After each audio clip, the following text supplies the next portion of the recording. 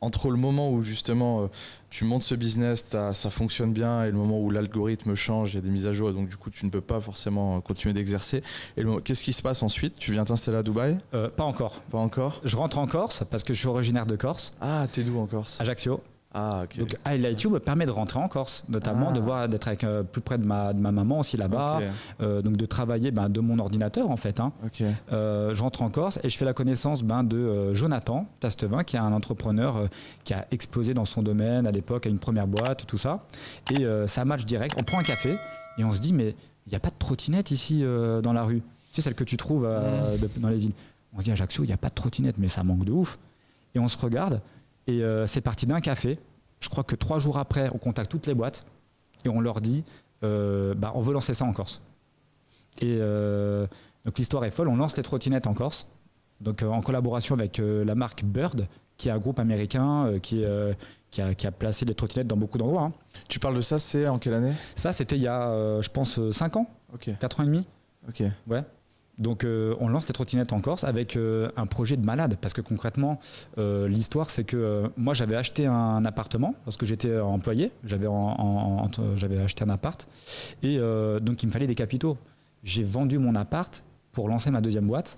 J'étais tellement sûr de moi par rapport aux trottinettes et tout.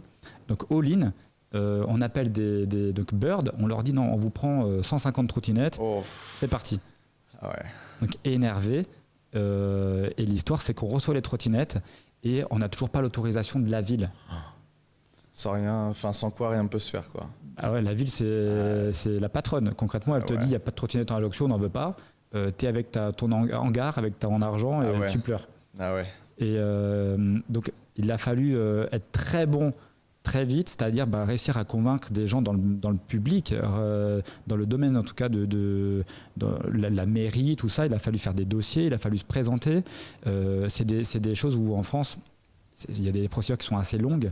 Tu sais, c'est administratif. Je fais pas un dessin, tout est très long. Ça en est arrivé où on est allé dans le bureau du maire, on veut vous parler, on a poussé toutes les portes et on a réussi en fait à mettre ce projet en place qui a été génial.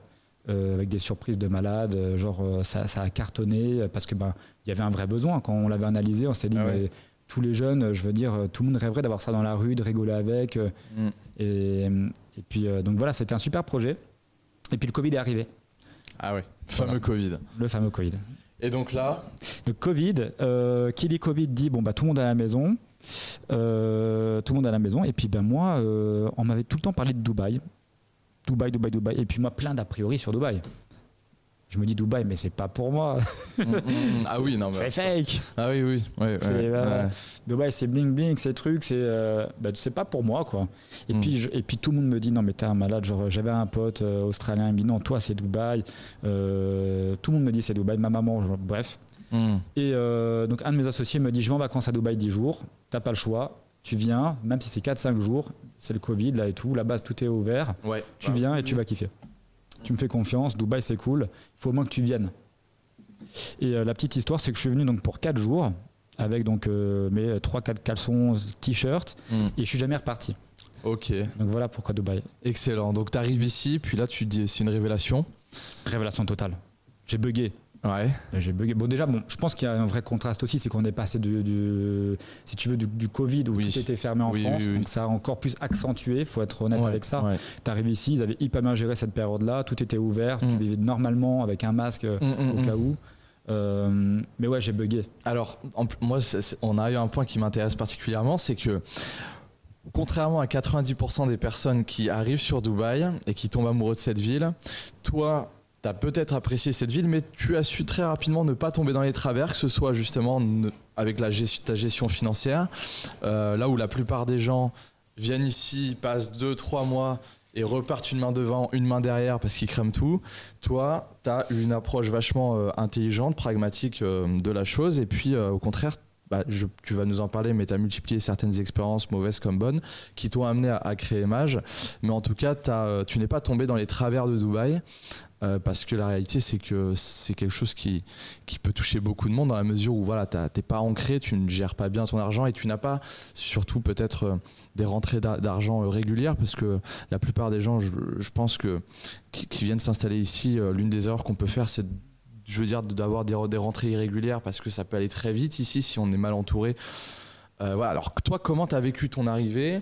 Quelles sont peut-être les expériences par lesquelles tu es passé qui t'ont forgé, qui t'ont amené à créer Mage ? Bah, écoute, je vais commencer par qu'est-ce qui m'a emmené à créer Mage. C'est le fait que j'ai commencé à rencontrer quelques entrepreneurs ici qui étaient déjà installés en fait, et qui avaient donc passé cette étape de création de société. Et tous avaient le même entre guillemets discours. Je comprends pas, j'ai une société mais j'ai pas de compte bancaire professionnel. Ça revenait une fois, 2 fois, 3 fois. Et puis un mec il me dit oui mais je comprends pas, avec mon pote on a passé par la même boîte mais moi j'ai payé 2 fois plus cher. Ah ouais, ça c'était... Donc ça commence, tu sais, bon, t'es entrepreneur donc tu vois un problème, tu te dis il y a un truc bizarre et tout. Et je me dis mais attends les gars, on est au Moyen-Orient tout ça, là, vous me dites que c'est dur avec les banques, enfin je veux dire, tu sais, enfin des questions cons, je me dis mais j'ai l'image de moi plus du Maghreb et tout, tu peux peut-être filer des trucs, trouver des partenaires, payer des gens. Je me dis mais arrêtez vos conneries, qu'est-ce qui est difficile. Donc c'est parti de là au départ. Je me dis juste concrètement non, il y a des problèmes et je suis apte à les résoudre parce que il y a en fait ça ne me touchait pas personnellement jusqu'au moment où j'ai voulu créer ma société. Ah voilà. Ok.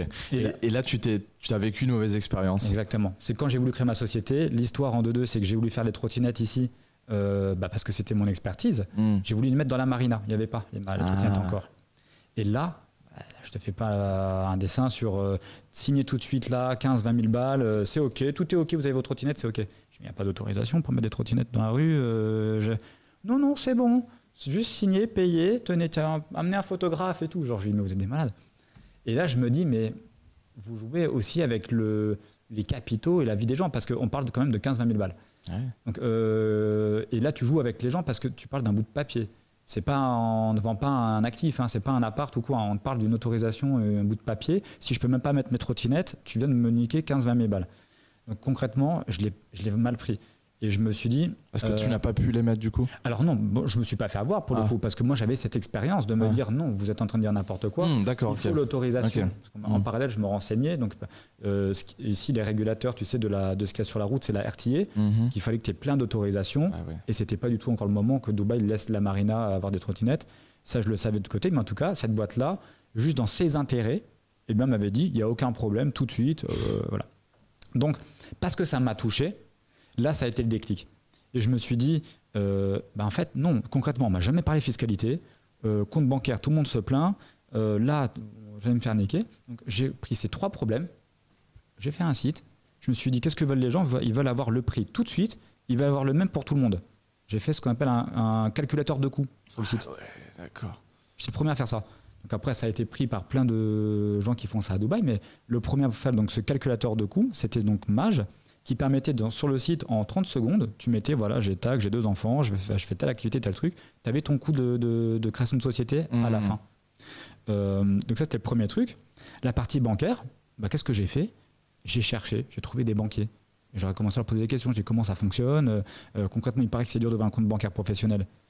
En fait, il fallait aller les voir, parler, comprendre. Et puis après, ce que j'ai fait, c'est que j'ai internalisé cette partie-là. Donc, j'ai un banquier, moi, qui a 15 ans d'expérience à Dubaï, qui s'appelle Ishan, qui est en charge du département bancaire chez Mage. Et aujourd'hui, en fait, ce que j'ai offert, c'est t'es pas face à un conseiller bancaire à Dubaï. Quand tu vas dans une banque, le gars, tu sais pas ce qu'il veut te vendre. Là, tu as un pote banquier. Yes. Donc, chez Mage, ça change tout dans la relation. Ishan, tu dis voilà, concrètement, moi, j'ai besoin de faire ça, j'ai mon argent qui arrive de là, j'ai de la crypto là. Qu'est-ce que je dois faire ? C'est pas genre en mode t'es là à trembler, tu dis qu'est-ce qu'il faut que je dise pas, ou pas. T'as une autre relation. Et la partie fiscalité, c'était un petit truc en plus, mais c'était on oublie qu'on arrive dans une nouvelle juridiction, il faut faire attention à plein de choses. Et c'était important au moins d'en discuter et de s'assurer que les gens fassent les choses bien.